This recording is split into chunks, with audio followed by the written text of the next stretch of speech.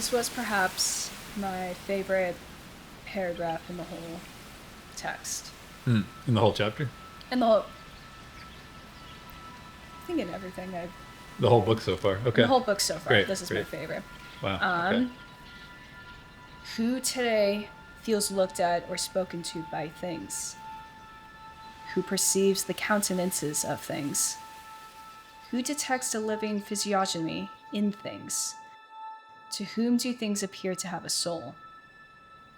Who suspects that things have lives of their own? Who feels threatened or enchanted by things? Who feels happy at the warm sight of things?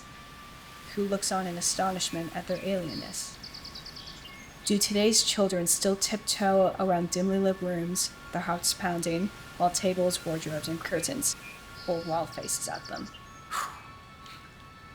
I love that. Why? I think because I was that kid that had the wonder in things.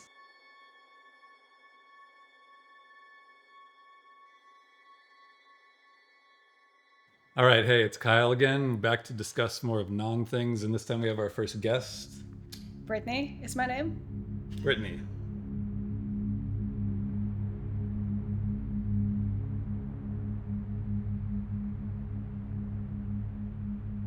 We do not perceive objects, things, in their otherness or as alien.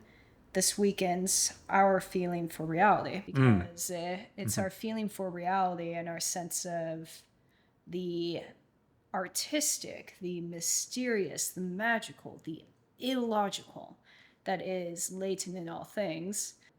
When everything's reduced to logic, then the reality becomes cold. It no longer feels like something that's alive and that I myself emotionally am able to engage with. It's almost, the feeling feels like a key component here. I think what Han wants to do is suggest this reality that's a little bit more magical, a little bit more whimsical, a little bit more mysterious. To restrict our experience of it to only like logical ways of thinking about things, it might be like squeezing, like, reducing the like spectrum of human experience to like one band or something. Yes.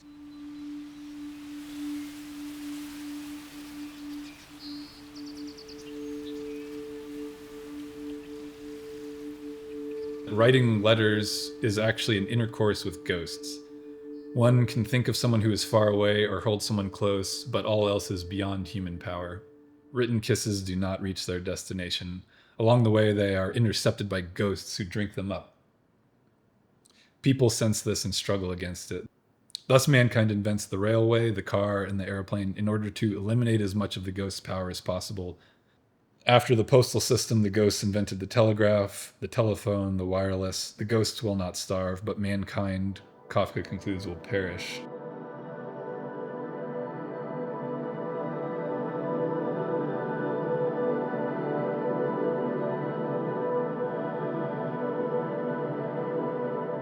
If we were just texting this conversation, like, you wouldn't be hearing the warmth of like my body, of my voice. Like, you wouldn't be like feeling the gaze of my like eyes or the presence of my otherness or something like that. It's hard to sustain a relationship just on information and intellect, because you can exchange ideas over text messages or even on the phone, but it's more about the information about your day, typically, like, what did you do, where did you go, what happened, and those are things you want to know about somebody, but you also don't just like you don't feel their aura, and you don't feel their touch, the kiss. Like, there's just so much that's lost and eaten up by these ghosts in the digital connection with somebody, is how I take it. Humans are intimate beings. Intimacy, however, is not the same as a lack of distance. Distance is part of it.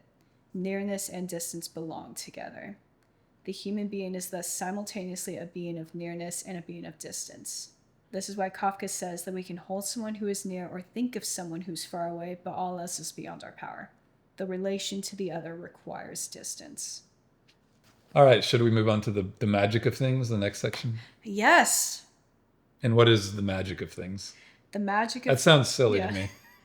It sounds silly. Why is Han, he's a philosopher, South Korean, German. should be very technical, logical. Why is he talking about magic? Is the magic of things good? The magic of things is good. Why? Because the magic of things gives them characteristics in life. Okay, so he starts this one with by saying, "We perceive the world primarily through information.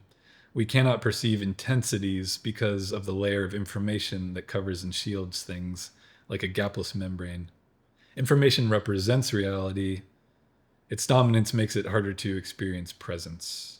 So I thought this like idea of intensities was, I feel like that is another thing that the ghosts eat intensities, because like you, like how often do you like have a misunderstanding with someone when you're texting them because you're just not getting like their tone or their body language or whatever. All the time. Right now you're even on some level like feeling like the vibrations of my, diaphragm or whatever, and it's like you can feel if it's friendly or unfriendly or something like that. And when you take in things through information only, then you're losing like this like richness and this like depth to them that are part of the meaning. Yeah. He talks like a lot about in some of these sections and others about like seduction in a way. Yeah. And about how Yeah. information doesn't seduce. And there's like all the classic example of like you can give people information about cigarette smoking and say, here's all these statistics about why it's bad, but like what convinces people is more like emotion. Information never reveals ruptures. There is no erotic information. The nature of information is pornographic. What is fully presented and completely exhibited does not seduce. He says poems don't sit well with our pornographic and consumerist age. This in particular is the reason why we rarely read poems anymore. I underlined that too.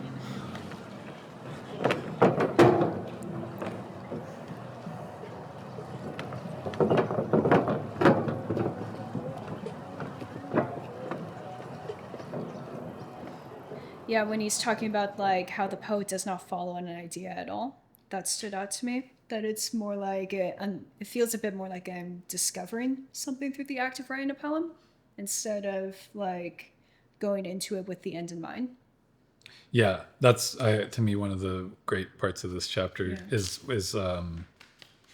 he brings it up there earlier, but then later on he was saying that what is problematic about today's art is its inclination to communicate a preconceived opinion, a moral or political conviction. That is, its inclination to communicate information. I think he says later, it's like, if you could just articulate something in language, like why even make it? Like if you could just say what that painting of the tree was supposed to mean, just tell me. Like, but there's something that you can't just say with language. That's why you have to make it and, make it into a work of art. Right, yeah. And then it seduces you, as a work of art in a way that just information doesn't. He says that a work of art, being a thing, is not just a bearer of meaning. It does not illustrate anything. The process of expression is directed not by a clear concept, but by an indeterminate fever, a delirium, an intensity, an urge, or a desire that cannot be articulated. And I don't know if you've, as a creative person, I don't know if you've ever felt this, but I know what you mean. An indeterminate fever, I know what it means, because it's like there's something you're trying to express and it can be like frustrating and confusing, but you keep just pushing, like you can't articulate it with words. You can't, you're like, it's like, it does feel like sick in a way. Yeah. But that's kind of when you're onto something.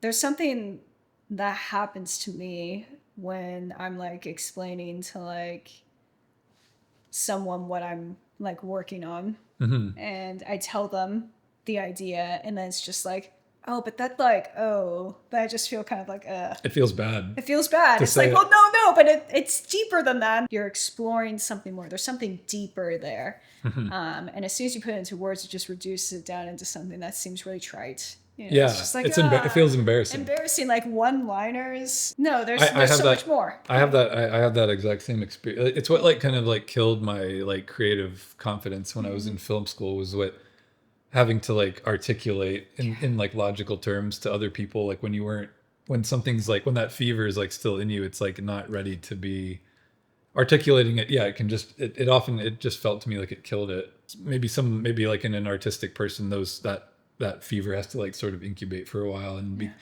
become its own thing before you can put it into words, or else it kind of might just like evaporate or something like that. Yeah. That's how I've felt anyway. So I was really struck by this, Yeah. the idea, and this, I feel that too.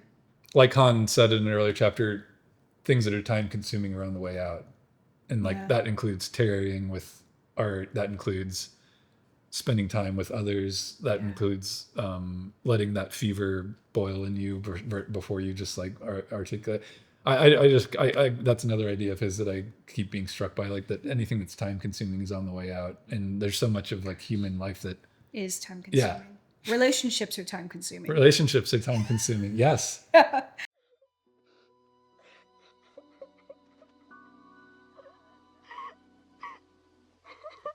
Bonjour. Bonjour. Je suis là, sous le pommier. Qui es-tu? Tu es très jolie. Je suis un renard. Viens jouer avec moi. Je suis si triste. Je ne peux pas jouer avec toi. Je ne suis pas apprivoisé. Ah, excuse-moi. Qu'est-ce que ça veut dire, apprivoiser? Tu n'es pas d'ici. Que cherches-tu? Je cherche les humains. Que signifie apprivoiser? Les humains ont des fusils et ils tirent. Ça fait du mal. Ils tirent aussi sur les poules. C'est tout ce qui les intéresse. Tu cherches des poulets, toi aussi? Non, je cherche des amis. Que signifie apprivoiser? Eh bien, c'est une expression qui a presque disparu, tu sais. Ça veut dire se faire confiance, vois-tu? Confiance? Oui, c'est ça. Pour moi, tu n'es encore qu'un garçon parmi des milliers d'autres. Je n'ai pas besoin de toi et toi pas besoin de moi. Pour toi, je ne suis encore qu'un renard parmi d'autres. Mais si tu m'apprivoises, nous aurons besoin l'un de l'autre. Nous serons très attachés l'un à l'autre. Je commence à comprendre.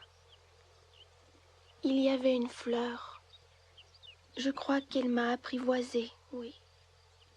C'est bien possible. On trouve toutes sortes de choses sur la Terre. Oh, c'était pas sur la Terre. Sur une autre planète. Oui? Y a-t-il des chasseurs sur cette planète? Non. The last section is called Things Close to the Heart, which is centered around his interpretation of The Little Prince. It's like wraps up a lot of themes of the whole section about relationship to and respect for others, and even for non-human things like foxes or mugs, or our examples. Learning from the fox, the little prince discovers how much he really loves the rose. And he loves the rose because the rose, it says, because it is she that I have sheltered behind the screen, because it is she that I have listened to. The little prince makes time for this rose by listening to her. Listening is directed at the other, Hans says. True listeners expose themselves to the other without reservation. Without exposure to the other, the I raises its head again. And so it's the act of dropping the ego and listening and tarrying with others, and engaging with others and with things, and listening to things. Yeah, and I think people naturally want to do that, but it's like, it's just, again, when you're having conversations with people that you want to be talking to, like your friend, you can't. Sometimes you're just like, it's annoying when they keep looking at their phone, or but it's addicting. And it's not like to say that humans are nasty because we like using our phones or whatever, but these things are the most powerful group entities on the planet. Corporations want us to be on our phone all the time, and they want us to be not in the real world. They want us to be looking at everything in the phone world, because that's where they get data from us. That's where they feed us advertisements. That's where they want us, And to me, in a way, you could have like sympathy for people that were being like, you wouldn't blame an animal that's like in a zoo where they're not feeding it good food or whatever. Like we live in the world of the corporations and the Amazons and the you just can't even. How could you live without Google and Amazon? We just we could, but we don't, you know. Yeah. So it's like it's hard to tame the fox, or it's hard to find the rose, or whatever. Not again, not impossible, but it's a little bit of a warning too. I think Yeah, I that think so. Our heart beats towards the other, and only repetition reaches the heart. So repetition is the way to the other, and I think that's also, it's the act of spending time with someone. You know, it's the act of spending time with a thing. It's the act of letting things impress upon you rather than you just impressing upon them your thoughts or your beliefs. It's listening. It's deliberately choosing to manifest a world where you're not engaging with non things, you're engaging with things in a very wrong, real way.